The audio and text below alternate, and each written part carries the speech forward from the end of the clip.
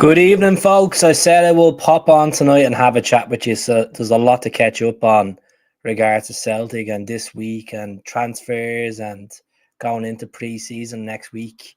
I hope everyone is doing well. I hope the coverage is okay as well. The sound is okay. The picture quality is fine. I was meant to come on at 6 o'clock, but typical me, come home from work and have a siesta nap. And you know what? I'll come on a bit later and have a chat with you. So these are all certainly welcome in. Bit of a mad Friday. Obviously, the kit launched this morning of the new third kit, which we're going to talk about.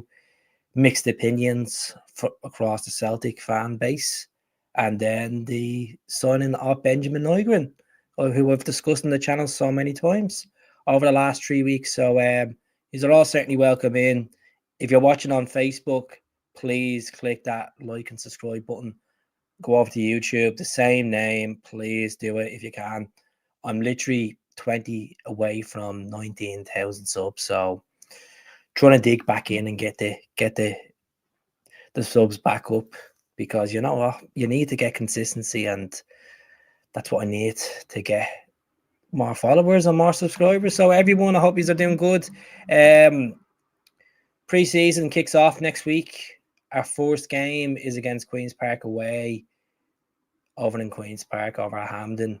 Start of a lot of games ahead for Celtic in pre-season. 7 games. I'm going to just pull up the fixtures for you as well. 2 seconds. Why is that coming up last season? Typical. Always comes up last season's fixtures instead of...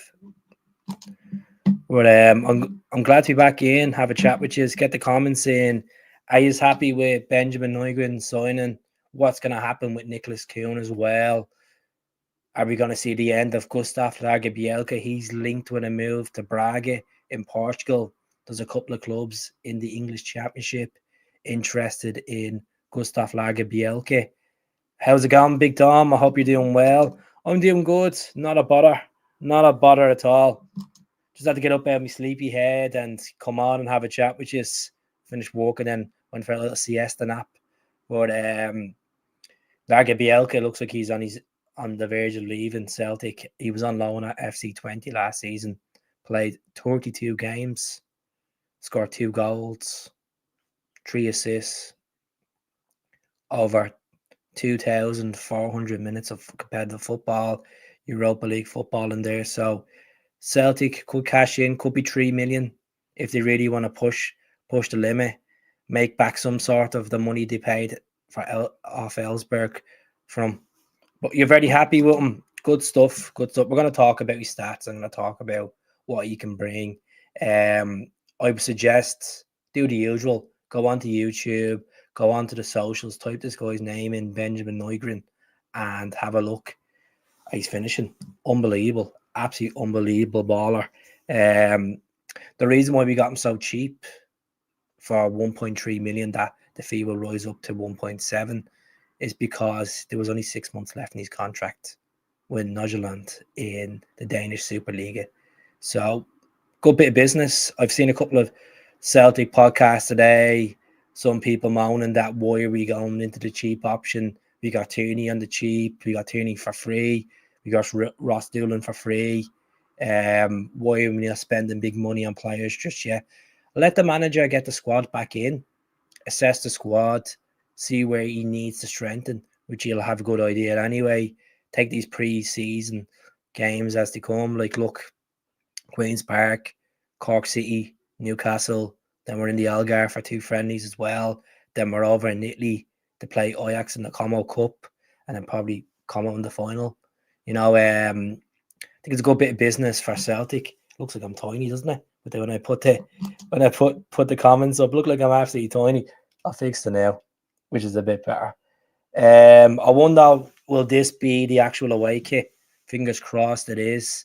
I'm going to go on the pictures now and show you the third kit. If you haven't seen this, majorities probably have anyway. So we'll just show the audience that haven't seen this kit.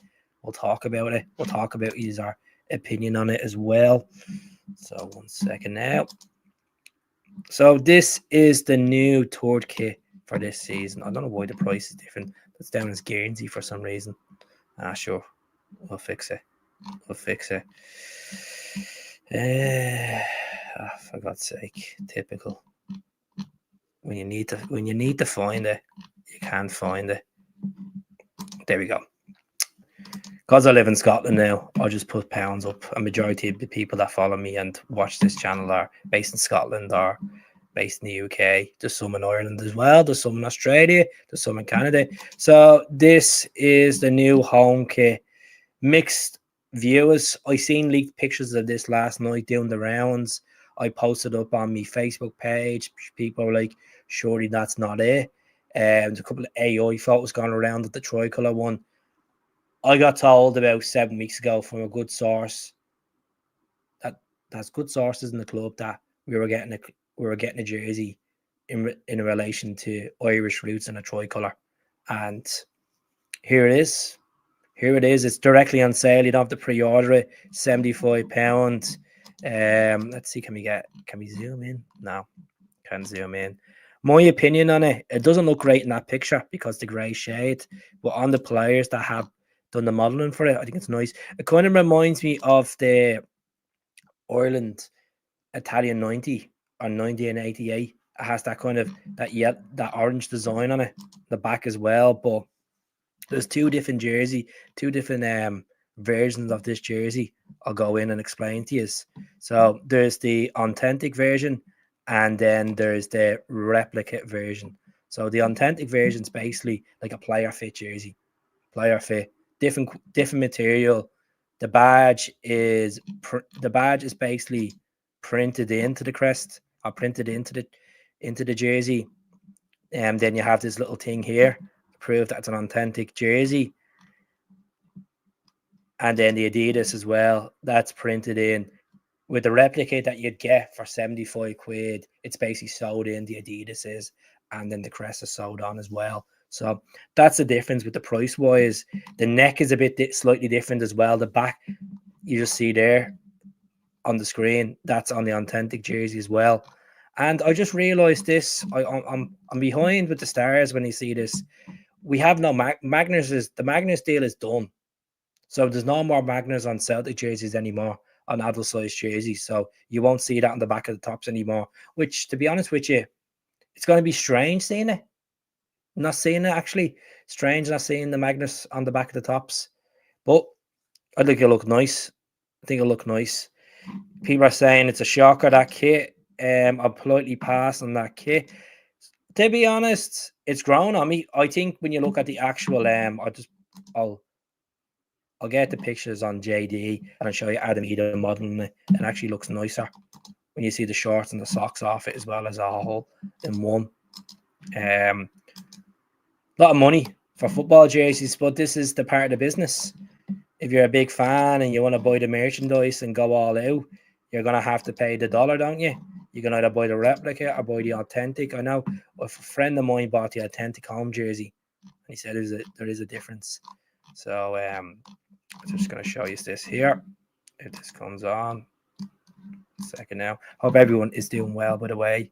Good Friday night, good audience as well. Get the questions in as well about players and positions and how much you think we're going to spend, how you feel about the start of the season in regards to fixtures, how do you feel going into the qualifying for the Champions League. Get the questions in, folks. We can all say that the kit's horror, but I like when questions get thrown at me as well. So 2 seconds now. I hope you like the background.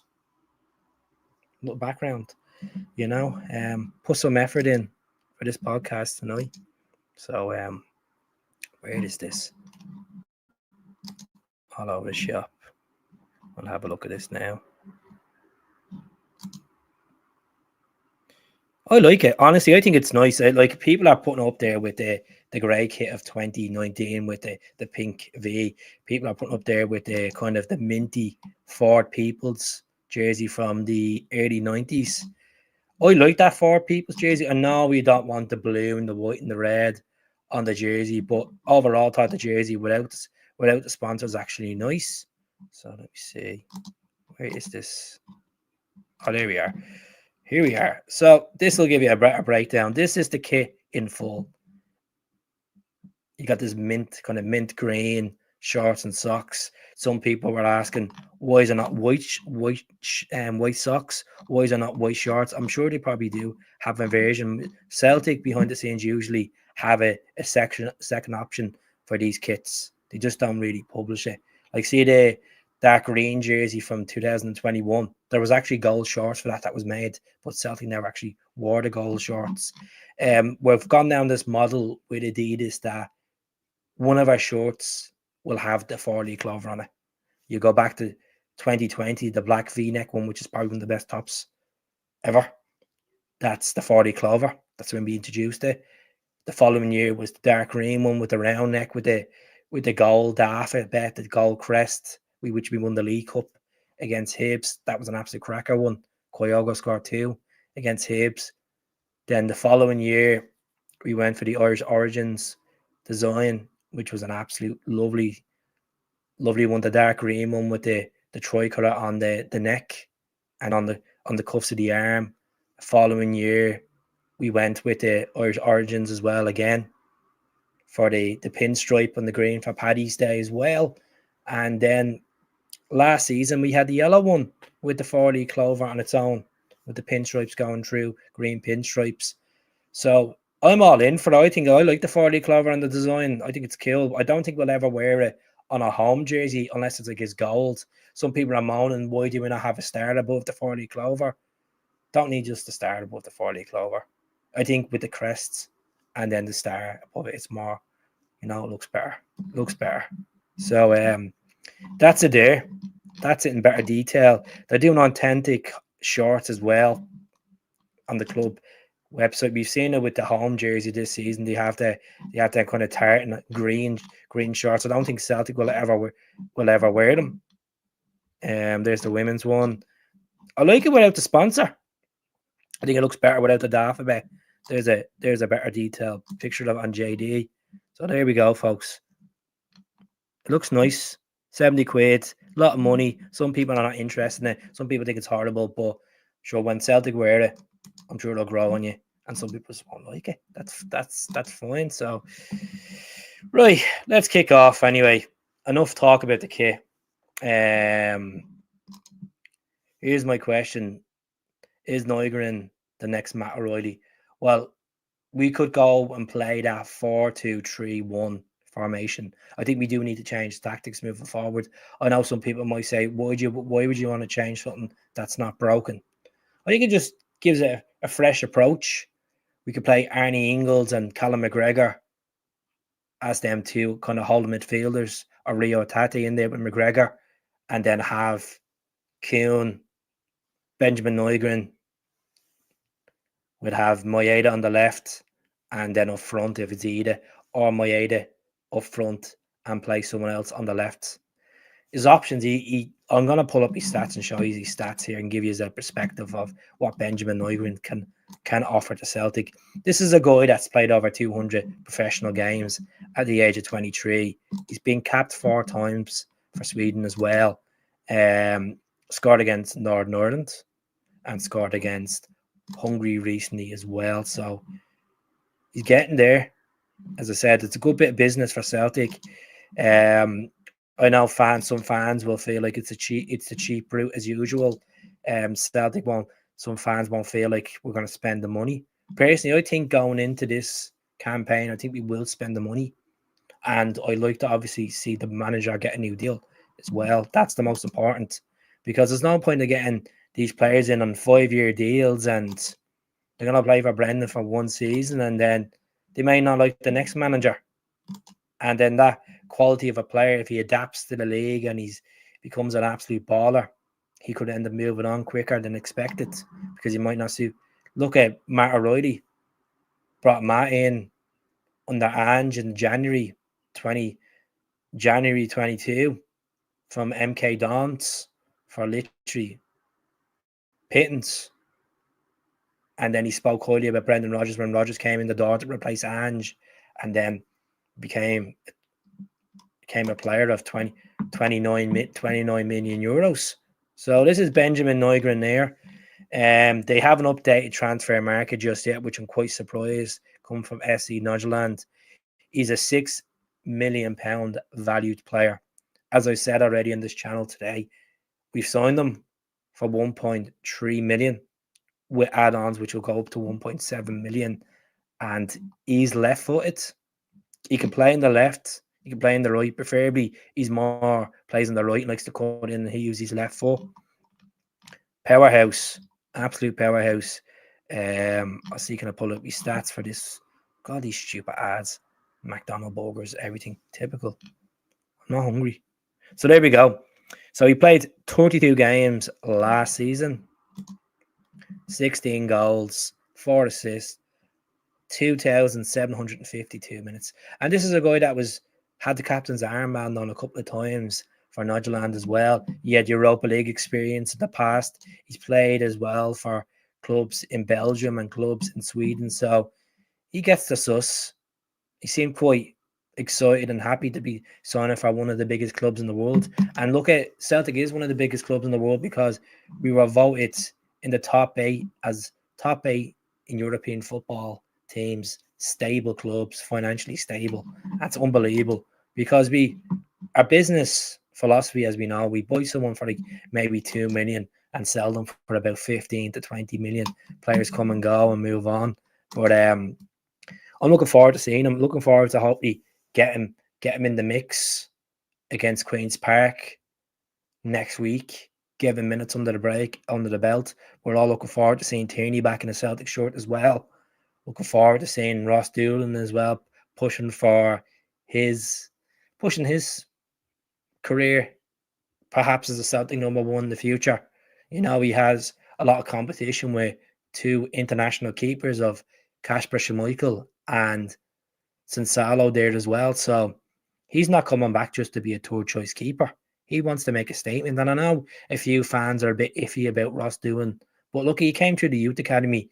He went on loan to a couple of clubs, and then eventually he got a permanent move, and he played 15 times for Aberdeen last season as well. So there is a keeper there. He wouldn't be capped up for Scotland for no reason. And fair enough, Scotland had a few injuries, but still getting called up for your country just shows, you know, there is a player there. So Big Dom is saying, as long as the player is quality and makes an impact, you know, the price doesn't matter. Well, the problem is some fans hold on to the price. Like, I'm still kind of holding on to the Ida price. Arnie Ingles, I'm not really holding on because I think Arnie Ingles will settle. I think he will be a cracking player. The whole situation with Adam Ida, he needs to get he needs a good pre-season on his belt. I think going over and playing against Cork, you know, returning to Cork for a couple of days will help him as well, even though he does go home a lot when he's doing international duty and stuff. But I wouldn't be surprised if he'd be wearing the captain's armband against Cork City just for the occasion in it. But Ida needs to step up. Simple as we have money there to spend, and he will be tested this season with a full pre-season on his belt. And we all know the club are already going to go in and go for another striker anyway. But it just depends on who they're going to get in. Will it be an Evan Ferguson? Will it be a Bojan Morowski from Genoa in La Liga? Will it be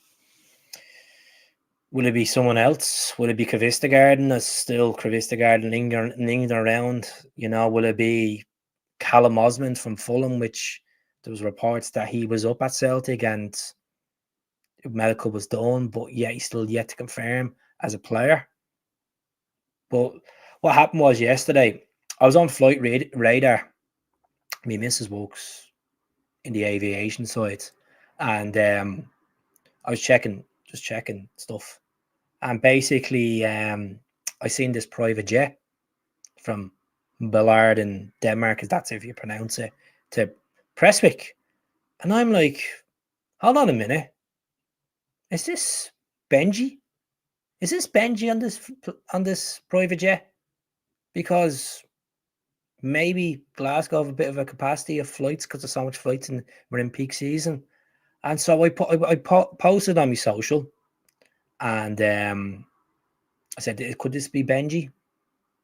I didn't say it is or it isn't. I just said, could it be Benji?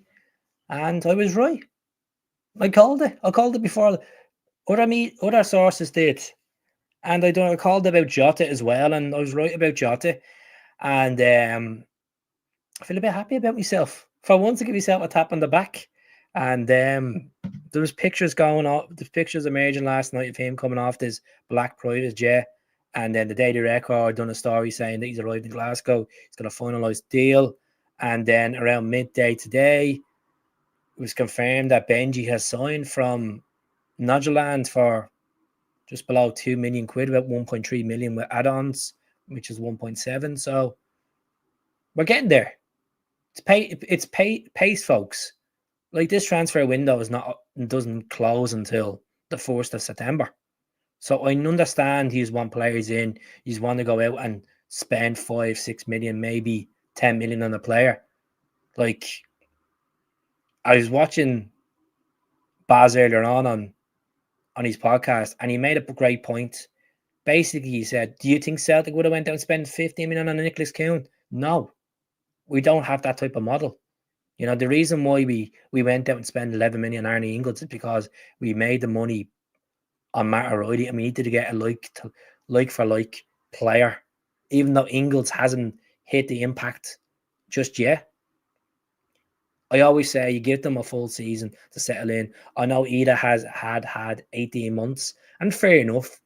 He's converted, or he scored 18 goals last season. But it doesn't feel like it doesn't feel like 20 goals. Sorry, I was going to say 18 goals. It doesn't feel like 20 goals because he was so up and down with his form, especially going into Christmas. His form was poor, and then he had them 2 goals against Villa, and we start seeing a bit of quality. Adamida's quality is there, but he just needs to get his head together. He just needs a bit more. You know, certain games suit Adamida. It was like when Jan played for Celtic. Certain games suited for Jan. Certain games suited Scotty McDonald. Same with Stokesy, same with Hooper, same with Griff. You know, Jordy's still out. Oh, it's good to see you in, Richie, by the way. Good numbers as well, by the way, folks. Please comment in. If you're on Facebook, comment. If you're on YouTube, comment. There's no point sitting there and smoking a cigar in your Guinness slippers and your Celtic onesie. Comment in. Ask me a question. Like you see me in the pub, ask me a question. So I want to give a special shout out to a person that watches the channel, Henry. Comes into my job a lot. Nice guy. Nice guy. Loads of stories about Celtic over the 70s and the 80s, and tells me when he's drinking in his local pub, he puts bets on against people that drink in the pub who could support different clubs. Some really good stories. So shout out to Henry, by the way. Nice guy, absolute legend, by the way. So what a guy. Just jumping on for a second. Hope you're doing well, bud. Happy Friday to you. I think Kuhn's gone. Right. The whole situation with Kuhn is, right, Brentford have been sniffing around. Newcastle have been sniffing around, right, for Nicholas Kuhn. Como are the latest team to be sniffing around for Kuhn. Como are looking to buy two wingers for both flanks. They're looking at a guy in La Liga. They're looking at a guy in Holland, right? One of the guys in La Liga is meant to be valued around 70 million quid. Now, you could fact check me on this if you want, but according to one of these players they're looking at is 17 million quid valued. So, if he's valued at 17 million quid, what are we going to do with Nicholas Kuhn? Are we going to put Nicholas Kuhn on a 20 million player? Nicholas Kuhn reported back for training today. I've seen a few pictures of Luke McCann reporting back, Adam Montgomery, Johnny Kenny, Nicholas Kuhn. Is anyone else I think I've seen in the pictures? That's the pictures I've seen. Alistair Johnson is over in the Gold Cup with Lewis Palmer playing for their countries in America in the Gold Cup. Alistair Johnson had an absolute horror of a return for the Canadian national team against a country I never even heard of, to be honest with you. So Alistair Johnson came on for the last 20 minutes of the game last weekend, right? And look, AJ's AJ's the baller. AJ's the man, the future captain of Canada. Comes on for this game. The Canada win them 1-0, right? And the ball comes in the halfway line. and he tries to clear the ball, but he hits off his kind of shoulder, and then the player capitalizes on it, and then he tries to block the player or slide tackle the player, makes a balls of it, and then they scored. They scored an equaliser with 6 minutes to go in the game. So obviously he's had to be coming off his honeymoon, and he wants to play for his country. So I kind of feel sorry for footballers in the modern day, as Brendan always keeps talking about this 11 months they're playing. Like, compared to footballers 7 years ago, they didn't do 11 months of football. They got about 4 or 5 weeks off, and then they were straight in the mix unless there was a Euros or a World Cup on. You look at Alistair Johnson, he's a prime example. He had a Copa of America last year, straight into Celtic. Then he's after having his honeymoon. A couple of days of his honeymoon. Congratulations as well. And then he goes into a Gold Cup with Canada. He's going to have probably a week or so off. Again, straight into season with Celtic. Then next year, he'll be straight into a World Cup. The guy is going to be burnt out. Like, yeah, he signed a long-term deal with Celtic. And I know some people in who was watching this tonight will probably say, Keith, hold on a minute. This is what they're getting paid for. You know, we only get off 28 days a year. We only get this off as we're normal work normal jobs. These are professional athletes. You know, Alistair Johnson touched on an interview he done the other day, basically about him living in the West End of Glasgow. Very overwhelming. You know, walking the dog, getting asked for pictures all the time. People ask him, you're in that Glasgow fishbowl. Then he had to go and see a sports psychiatrist 6 months into his Celtic career to kind of, you know, move out of the flat in the West End and get a house. And, you know, it's a lot of pressure on these guys because what they're signing up for, via if it's Celtic or if it's Rangers, the demand for winning. No one wants to finish second in the league. Second's like finishing last because it's all about that league title. And for any Celtic fan that comes onto my podcast and says they don't care about the league, I think you need to have a reality check. I've said this many times. You need to win the league. You don't win the league, you don't have these trophy days. You don't win the league, you're not the champion of your country. You don't win the league, you're not going to get a quicker route into the Champions League if it's a playoff, or some years if it's a straight qualification. Like, nonsense talk a few weeks ago, and I couldn't believe it. I really could not believe it. It could be jet lag, John, though. Could be jet lag with Alistair Johnson. I'm sure he'll have a good chance of winning the Gold Cup anyway. And look at another. They done well in the Copa America. I think they got to the quarterfinals of the Copa America, and they were beaten by Argentina last year. If you want to correct me on that, the opening game was against Argentina. They got beaten, I think, or they drew to Argentina, and then they were beaten in the quarterfinals. I think it was like 2-0 or 3-0. I'm not going back to check. I do have a Canada jersey there, actually. Cracking top. So I'll be shouting on Alistair next year. I have actually 2 Canada jerseys. I have the black one from the World Cup in Qatar, which they wore against Croatia. Josip Ivanovic played against Alistair Johnson that time. But yeah, he will be tired. But look, let's talk about the preseason games coming up. Like, I know we've been missing Celtic, and it feels like a long time since the last game. I'm not going to talk about the last game. I'll just move forward and think of the next game. That's the best way to say it. So, where are we? Here we go. Waiting for this to load. Boys that keep coming up. Boys are coming up the fixtures of last season. It's not even good. Oh, Jesus. It's always the same. Hold on. Don't know why it's not popping up for me. Here we are. Because I haven't been on my laptop looking at the Celtic fixtures for a couple of weeks, they didn't generate the new fixtures. So I'm just waiting for this to load up now. There we are. So we have Queen's Park next Friday the 4th, in basically Lesser Hampden, if you want to call it. I know it's called the City Stadium. And then the boys are off to Ireland, to Goodell, the rebel county of Cork. to play in Park Naqueef, which this will be the only the third fixture of soccer to played in Park Naqueef in Cork, which is the home of Cork GAA. The first ever game was Liam Miller's testimonial. Obviously a very emotional time for the people of Cork, Cork City, Cork GAA. It was Man U legends versus Celtic legends. It was back in 2000, I think it was 2018. And then we're off to the Algarve to play Estrella de Amandora. I can't even pronounce, sorry. Amandora. And then we're going to play in the Algarve, in the Estadio do Algarve, Sporting Lisbon. Then we're back to Glasgow to compete at home against Newcastle United in the Adidas or Adidas Cup, if you want to phrase it that way. My mate said to me the other day, he goes, Keith, you know we could win a treble this summer. And I goes, what? He goes, yeah, we can win the Cork Cup, we can win the Adidas Cup, and we can win the Como Cup. I was like, oh, Jesus, we're getting as bad as Tottenham winning the Audi Cup. You remember that?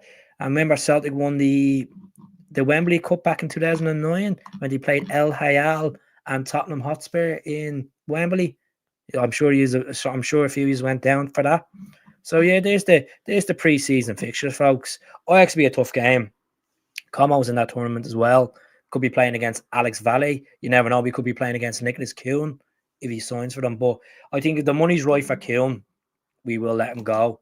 I think we can push 20 million with Nicholas Kuhn. 25 years of age, 4 years left in his contract, 21 goals last season, Champions League goals on his pedigree as well, against Bundesliga sides as well, Red Bull, and obviously against Bayern Munich. Would have been better if he scored against Borussia Dortmund, would have had a treble there. But let's go into the comments and see what you are saying. Think Kuhn is gone. Hail, Raymond. Hope you're doing well. As I said, folks, please subscribe to the channel if you can. It'd be really appreciated. I'm trying to get as much subscribers up to the 19,000. Hopefully get even push for 20,000 by the end of this year. But get the comments in. I could ramble on all day and say stuff, but it's all about what you users thinking and feeling. The toolkit is an absolute topper. I like it. You know, I'm a fan of it. Some people are a bit, Keith's a bit too much. Like, it looks like it just drew the green onto that. It's the background of it is because we're going to have to play in Cork. We want to keep that Irish root to tradition. So we said we bring out something different. If it's going to be this kit as the away jersey, fingers crossed it is. I'm a big fan of this top. Nice and comfortable as well.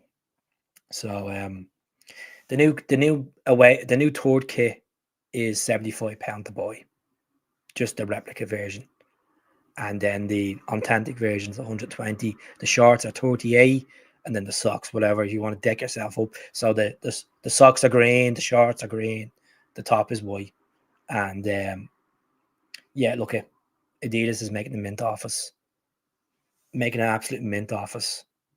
But some people want Nike back down the line. Watched a couple of YouTube clips on Nike football over the last decade, and it's, you know, they've declined. They've lost the Premier League contract for the football and all that. Would I like Nike back down the line? Don't know. I think I like a big fan of Umbro. I think Umbro's good, but I wouldn't like to see Celtic with Umbro the same time Rangers have Umbro. We're not going back to the 80s. Definitely not. Well, Rangers, the old club had Umbro. The new club, let's see. Hello, how's it going? Benjamin Nygren, good news. Even though I think it will be announced earlier now. Don't sit on your arse and be lazy. And I think there'll be business done. We, as much as we want to get players in the door, we need to get players out the door. We need to get Kuhn out the door. We need to do a clear out of the squad. Obviously, Scott Bain's gone now as well. We've replaced him with Ross Doohan, but we do need to clear players out. I don't know if Yang will go on loan. Will we see the end of Gustav Lagerbielke? Will we see the end of Naroski? Will we see the end of Palma? Will we take a fee for Palma? Will they listen to offers for Palma? Probably, you know.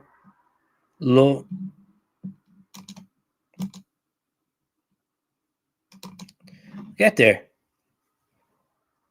They didn't want to put it on, to be honest with you. Like, I think they didn't want to be very similar to the 2012 black kit. What an absolute top, by the way. It's probably one of the best Celtic away tops ever. The one with the tenants on it. The famous jersey that we wore in Moscow in the Champions League. We didn't wear the tenants that night because of the beer logo. You're not allowed beer logos in certain countries. UEFA restricted. And we beat Spartak Moscow 3-2. James Forrest, Gary Hooper, Georgia Samaras. It was a 5:30 kickoff, UK and Irish time, which I think was like 7:30 over in Moscow. Do you remember that game, folks, in the comments? Because I remember it quite well, like yesterday. I remember a lot of games. Maybe not be at the games, but I fucking remember watching on telly. With me Duffman helmet on, with me beers on, with me Celtic jersey on. Or maybe I was in the pub for certain games. So yeah, I like the new top. Good stuff, Cheryl. Cheryl, you go out and buy that new top if you have the money there. Whenever you want, go and buy that new jersey. You know? Will I be buying the new jersey? I didn't realise it was on sale today. I didn't realise you can buy the jersey today. I thought it was one of these pre-order malarkeys.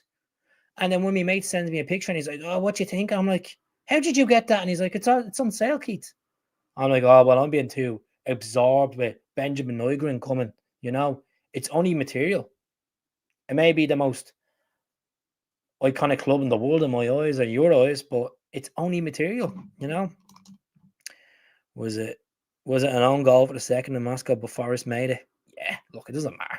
I give it to Forrest. Like, I gave it to Edith for the young boys game. You know, Edith was a massive part for it, you know. Excellent recall there, Keats. That's it. Look at what was the score the last when we played Queen's Park last time around? Did we not beat them like 8-4 or 8-3 or something like that the last time we played them in Lesser Hamden? So and you know, when you look at them pictures, when you type in Queen's Park versus Celtic, there's a picture of Mikey Johnston, Matt O'Reilly, Kyogo, and Aldine Holm. They're all not at the club anymore, bar Aldine Holm, who's at LA on loan. So yeah. Was in Dublin for 2 days earlier in the week, cracking city full of Guinness. Me home sweet home was where where I was born and where I was raised, where I lived for 32 years of my life. I'm actually be going to Dublin in the near future. So look, what I say about Dublin is just be careful.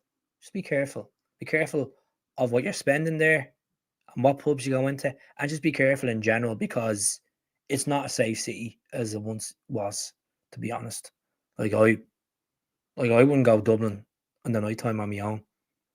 And plus, need to remortgage the gaff to go out in Dublin these days. So I hope you didn't spend too much. Did you go to Guinness factory? It looks like there's a picture there, you in the Guinness factory, you at the St. James's Gate. Did you get the picture of you and the point? Were you up in the gravity bar, taking all in? Could you see the Rangers? Could you stare out and see the Rangers in the distance? No, I'm sure you didn't. 6-4, something like that. I knew. Something like that. 8-4, 6-4. Yeah. Palma. Sure, did Palma score a hat-trick against Sligo Rovers as well, halfway through the season? No, I got that wrong. I was thinking Spartak. I went, mate. Might have been 2 seasons ago, but 6-4. It was a friendly. That's correct. It was it? Yeah, it was 2 seasons ago because we went to the States.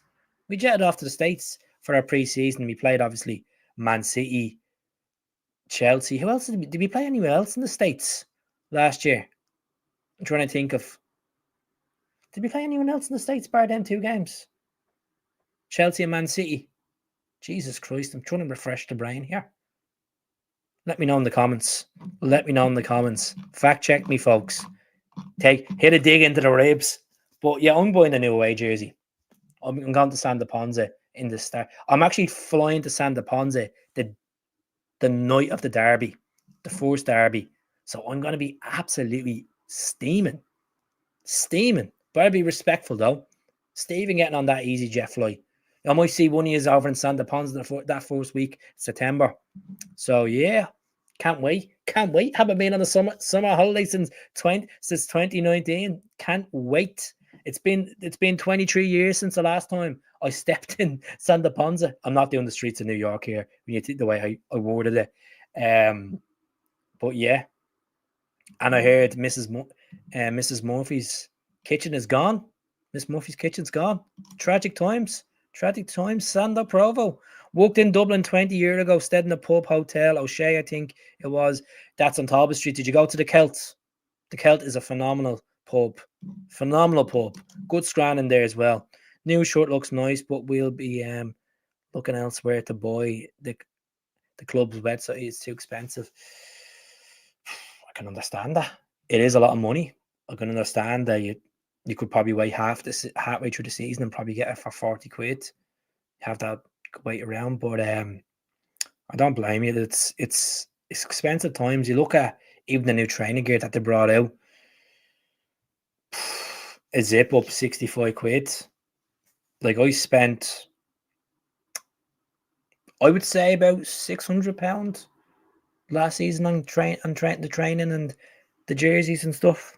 And look, we're the consumers. We want to spend, support our club. Some people just buy the polo top. Some people don't even be arsed buying jerseys. They just don't care about the jerseys. They just may have a jersey from years ago that they wear for superstition. They wear the same. They wear the same stuff. So Dom asked me a question outside what I'm talking about. Should the board build out Celtic Park to 80,000? We can't get 80,000. It has to be 72,000 to be precise. I've asked this question to 4 or 5 tour guides over the years, and he said they've looked into it in the past. They could get up to about pushing 74,000. My answer is we have a waiting list there of 10,000 people, but you got these fans that buy the season book, which the money's great going into the club. But we got during the period of October to February, because obviously the weather's poor, flights get cancelled, ferries get cancelled, storms happen, and people are walking. Sometimes we don't get a 40,000 capacity, and that it's frustrating to watch at times. You know, is it just a case that is it down to logistics of travel for people, or is it just down to people's appetite? Oh, it's only Livy. It's only Ross County. Well, it won't be Ross County this season. It's only this. It's only that. But the Champions League, you'd take 3 or 4 flights to get to Glasgow. You wouldn't care because it's the Champions League. I think 60. I've said this 100 times in the channel, folks. The only way I could see Celtic build on the stadium, and maybe one day put a roof on it. That would be the ideal dream. Is if Celtic were to move to a league with more revenue. Now, if you're talking about an Atlantic League, or you're talking about maybe perhaps the English Premier League one day, I don't know. A lot of Celtic fans are against the thoughts of English football going to the Premier League. I'm all in for it. I just think playing the same opposition on a regular basis, it's very repetitive.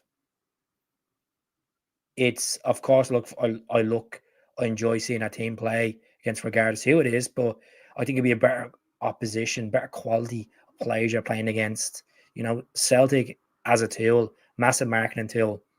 If they were to go to English football, Jesus Christ, I'd give it about 3 or 4 seasons. We'd be in the top 6 easily. We have the fan base, we have the stadium. That's when you question, would the board be ambitious if you went to the Premier League, or would they be taking in every single dime for themselves? Don't know. you know.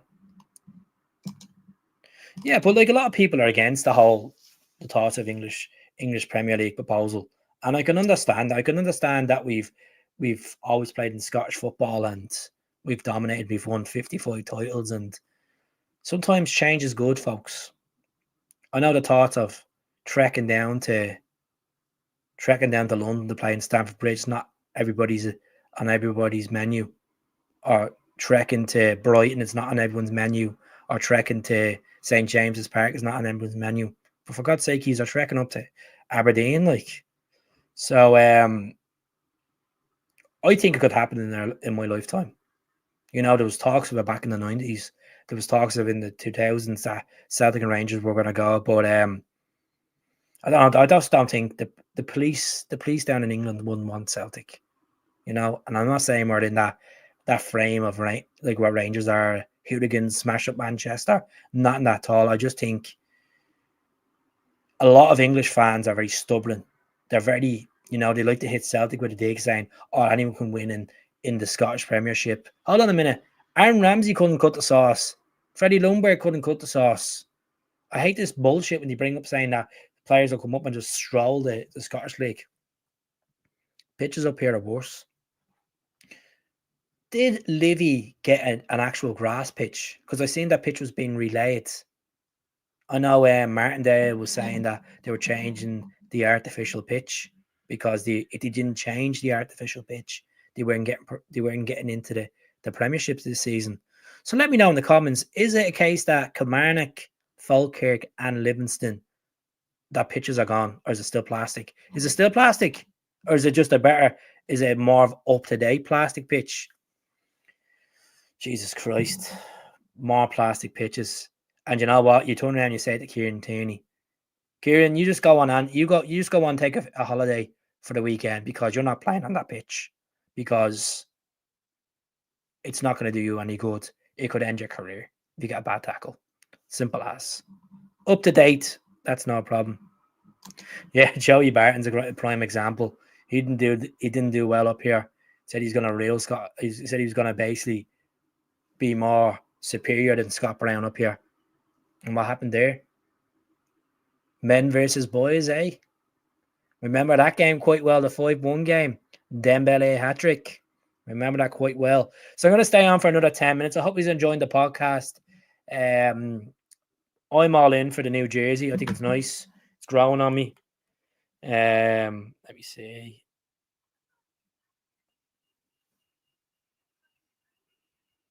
Just 2 seconds. Just have to send the message back. Doing the pods. So big Benji's in. Right. But the thing about Ballywisher, right? Mackenzie Hoyle, the boy from Paisley. So you might actually see a few of my Celtic sticks around Paisley. We come on the hoops one. There's one when you come out of the Paisley Gilmore on the poles there. You'll see one. So the reason why they're trying to put the price down, this guy, he's only played 13 competitive games of football since the new year. Yeah, I think he scored 3 goals and provided 4 assists for Royal Antwerp. They're looking at £6 million for him. Injury prone the last kind of year and a half. I wouldn't be paying more than I wouldn't stretch out to 6. The most I'd push is about 4 million. 4 million, No, they got the artificial one. I was born in Livy. Livy's a good place. I used to have a friend up near there in a place called Addywell. I've never been in the Tony Macaroni Stadium. It used to be called then. But I looked in the gap at the gate, and I could see in the pitch. I know a couple of folks that actually laid that original pitch. But the good Tony Macaroni in the Livy shopping centre. I remember. I always have stories to talk about. This is why people like me channel. This is why people like my channel. I'm not all the big, let's pull this, that out. Let's pull this out. Or let's say this. I'll just say fucking what I want to say. Simple as. It's like a guy talking in the pub. Talk shy. Talk absolutely shy. So, yeah. They want 4.6 million now. They'll probably cave in and go lower. Probably will. Sure, what did they buy him for? They bought him for a good fee off Standard Liège back in 2022. Balaguisha, it depends on the whole Kuhn situation, Mackenzie. If we offload Nicholas Kuhn to Como, or if it, my whole, I know a few years will disagree in the comments, but my opinion on this is hold your horses and listen to our offer for Kuhn on transfer deadline day. Let's push for another 10. Let's push for the panic buy fee. Let's push for that, because I think we, once we're into that Champions League, that will bring up his valuation, because he'd be down as, oh, he's going to be eligible for the Champions League. You know, the way I see it. You won't get cup tie because it's only qualifiers, by the way. But probably unlikely. But they're looking at two other wingers. There's still a chance he could do that. There's probably a 30% chance he could go there, you know. But Newcastle have been sniffing around. There was an article from the Newcastle Chronicle last week that they're interested in them. There's been Brentford sniffing around. I wouldn't be surprised. I said this last night on my YouTube channel, and this is me just putting guesses out there, right? When I say this, an Everton, a Villa, maybe a Brighton, you'd be surprised. You would be surprised, you know. I've said this already. I would like Kuhn to stay, and we could develop more and make him perhaps a 30 million player. You know, he gets another Champions League campaign on his belt, and he gets his head together and scores even 25 goals or 20 goals this coming season. We cash in and sell him. But if the club listen to the right offer and they think in their eyes the right offer, and if he's having his Britney Spears moment, he's throwing his toys out of the pram, and his agent's waffling in his ear saying, oh, we need to go move, you can go to a club, get 3 times the salary. Fucking let him go. Let him go. You know, we shall see. I preferably like to keep him, but if his mentality's not there and he's linked to like, he can't control who he's being linked with. It's out of his control. But what he can control is sitting his agent down saying, I don't want that. I don't want to leave Celtic. I'm here for 4 years and I want to stay here for probably minimum 2 more years. That's what is his in control. What he can control is his mentality to have the hunger to win more titles, to win Scottish Cups, to score in the Champions League. That's what's in his control, and that's what you'd like to see Nicholas Kuhn stay. But if the price is right, bon voyage. See you later, Nicholas. Off with you to Germany, off you to the Italy, off you to the La Liga, off you to the Premier League, off you to the Saudi Pro League. I don't give a rat's. We'll take the money. We'll replace you. Or if it's coming to the transfer deadline day, we'll get some business done on that day. You know, he did do well in the Champions League. You know, it's you're saying the second half of this. I would sell him second half of the season. He drowned. A lot of the players did. Let's be honest. You could go through that squad and you can pick players that did. I think Ida did at times. Maeda went to a new level. Koyogo dropped hills in the first half of the season before he went to Rennes. We all know we're going to talk about Koyogo in a minute. You've seen players like even CCV, you know. It's about the mentality, folks. If he wants to go and he's having a talk with his agent and he's like, you know, I want to go to the English Premier League. I want this money. I want to be on this. I want to try get into the Germany team. Let's be honest here, folks. Yeah, there's some cracking players in the German squad like Sane and stuff like that, and Fritz and stuff. There's a World Cup coming up. He want to be a part of that Nygelsmann's squad for that World Cup. He want to make a statement. So if he stays at Celtic, if he tears up in the Champions League, he has an outside chance of getting it. But if he goes to a team in the Premier League and he's scoring goals, he's on the radar as well. Will he be on the radar at Como in Serie A team that finished 10th? Cesc Fabregas building a project there? I don't really know. I really don't know. You know? Trying to get me thinking cap on and instead of thinking so. That centre back we were linked with, I would keep an eye on his. Which centre back? The interim Inamura. Hayato Inamura from Japan, is it? Is that the guy we're talking about? To see some of these names trying to pronounce. Absolutely brutal at them, I am. Get the grammar pretty soon. 17, 18-year-olds. We signed a defender already. We signed a guy called Isaac English. Or the Serbian guy. I haven't really read into it. I know that he's their value at like 6 million. This Serbian guy. I'll look up. I'll do a bit of digging on that one, Mackenzie. I've seen a few people talking about him, but I was just being too busy looking at the super Swedes. Look, we've had some decent Swedes over the years, and some dud Swedes. You've obviously got Henrik that came in. That was unbelievable. Didn't always start well for Henrik. He gave the ball away at Easter Road, and then that became part of the past, and then scored and helped us win in the league against St. Johnstone. You know, smell the glove. Smell the glove. Well before my time, but yeah, you know what I mean. So, Danny Mastorovic was a good Swede. John Guidetti had a good time at Celtic. Very stubborn. Thought he was bigger than the club. Freddie Lundberg was a dud. Johan Mjällby was unbelievable. And let's put the second best Swede in my eyes that played for Celtic. Oh, this is a tough one. Now, I know he is, well, I don't know. We're going to have this. Who was a bigger legend? Mikael Lustig or Johan Mjällby? Mjällby got the European final with Celtic, but PC Lustig won a treble. Let's see what they say in the audience. Look at Johan Mjällby played with one of the best Celtic teams of all time. Matt O'Neill's team. Big Bobo at the back, you know? Big Bobo. Oh, we'll see what people say. Look, Lustig was an absolute great servant. So was Johan. Johan follows me. Need to try and get a chat with him. I agree with the whole squad. Couldn't be our second half of the season. That's the reason why we didn't get the treble. Probably. And plus, we put a full team out against St. Mirren the final day of the season. Stupid decisions by Brendan.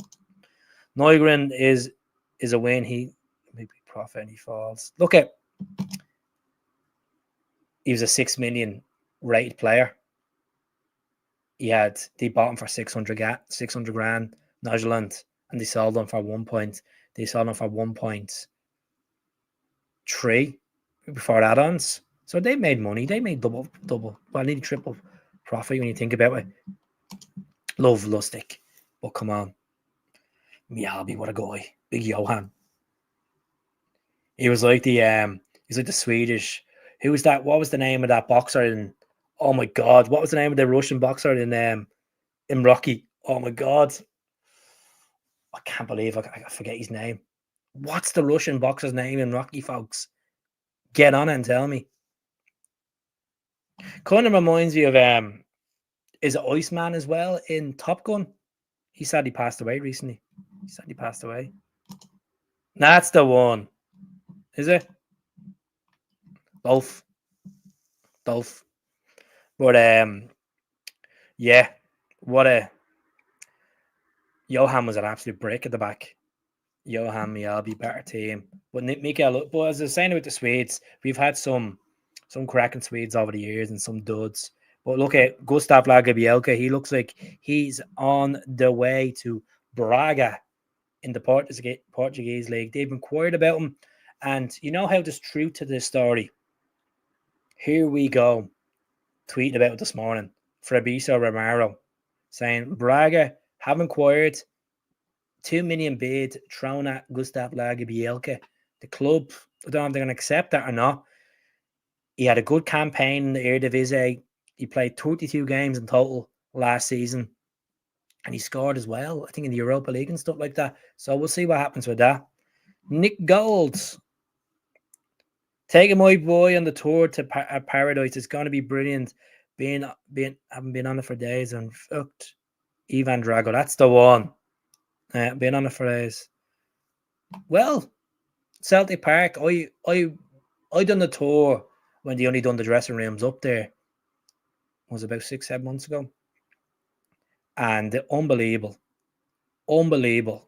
I haven't been there since they related in the new pitch. I don't know if the dugouts are being put down yet. Ivan Drago, yeah. Yeah, so that's Johan Drago, you mean? Big Johan. Stud muffin. So yeah, see what happens with Nygren. I'd throw him straight in the mix against Queen's Park next week. You know, straight in the mix. You're getting started, mate. You're getting started.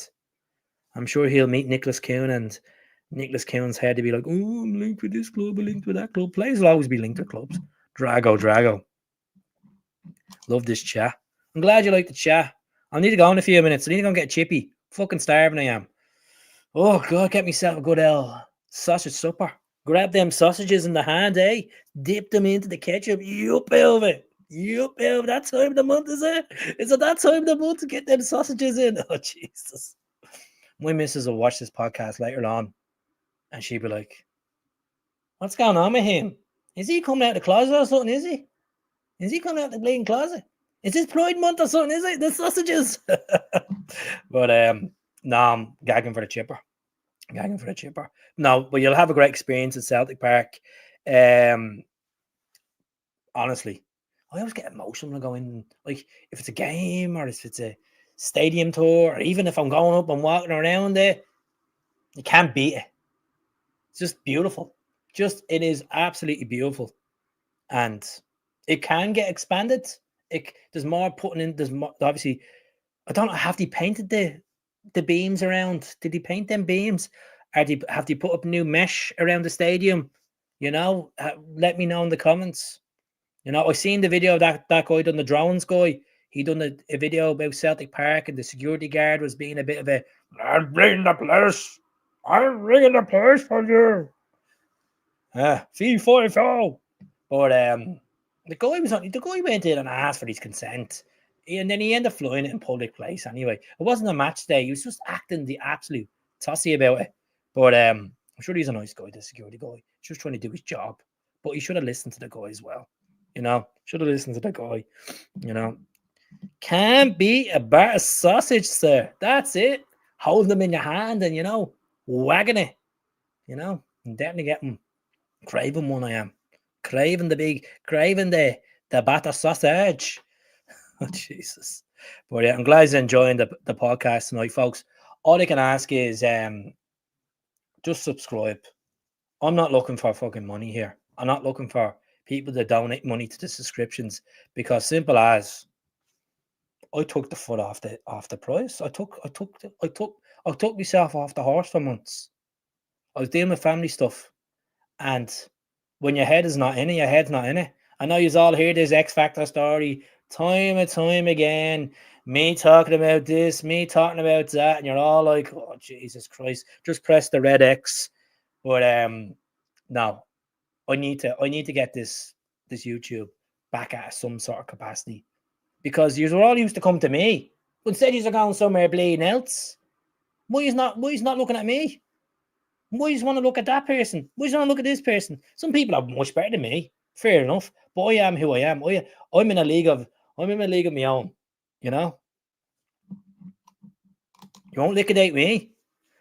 I was there when I turned 50, giving them the teen talk with Eric. Eric? Who's Eric? Who's Eric? I'm confused. Who's Eric? Isn't there a sentence? There is indeed. There is a cemetery behind Celtic Park. There is, you know. Oh, by the way, as well, it's been a difficult week for a lot of Celtic fans as well. Start of the week, we got some tragic news that one of our Lisbon Lions has sadly passed away. John Clark played centre back for Celtic, played 318 times for the club. It was a massive part of the team that went on to win the big ears in Lisbon on the 25th of May, 1967. You know, what a place. I was having a conversation with one of my friends last night about the European Cup. I was saying to him, I was like, you know what, I really want to go and see the Stadio Nacional. That's like a couple of things I want to do in my life. See the Stadio Nacional, Go and see them geezers in Iceland. Have me bar sausages, and but I really want to go and see the Estadio Nacional. That's so. If my missus is watching this podcast, get your finger out and get that booked, hen. Get that booked because I want to go up to Lisbon. I want to get in there before they start denying access. I want to see this. This place has history. This is where the Portuguese Cup final does be. You know, El Sexy George Cadetti played there. Louis Figo played there. Cristiano Ronaldo played there. Billy McNeil played there. You know, Jinky Johnston played there. But yeah, it was sad news the other day about John Clark, and you know, sad times for the people at Bells Hill as well. Another line gone to heaven. There's only 3 of them left now, and it just feels like since lockdown we lost Stevie Chalmers, Billy McNeil, Bertie Old. Really, really, really tragic times. And John Clark wasn't just a footballer for Celtic; he was a proper Celtic man. You know, he was in a coaching capacity at the club. He was their kit man. He was just a nice guy. From what I've heard of John, I'm obviously looking at the pictures and people putting up tributes about John Clark. The only sort of Lisbon line I ever got to meet was Joe McBride, and Joe McBride was obviously injured for that campaign, for that final. God rest his soul, Joe McBride. Know his family quite well, but yeah, it's the only kind of Lisbon line I ever met. I never got to meet Bertie Auld, the one I've always wanted to meet. So yeah. Oh, the tour guides. There's loads of tour guides. Yeah, there's loads of them. The tour guide. Ryan, you rascal. Hell, my friends. So, folks, I'm going to leave it there. Good speaking to you all. I'll probably come back on tomorrow night. So, I'll be probably back on tomorrow night about 9 o'clock to have a chat with you. So, please tune in if you're in the gaff, if you're having a can of Tennent's, or you're smoking a cigar, or you're sitting there watching Only Fields and Horses in your Celtic onesie and you want a bit of a change, I'll be on. I'll put a notification up, you know? Put a notification up. Oh, yeah. Celtic has become a hotspot. I know they've got a new phone company and stuff in as well. So, yeah, I'm going to leave it here, folks. Enjoy the podcast. Please hit that like button. Get the algorithm up. Get the comments in. And good night. God bless. And I'll be back soon. Hell.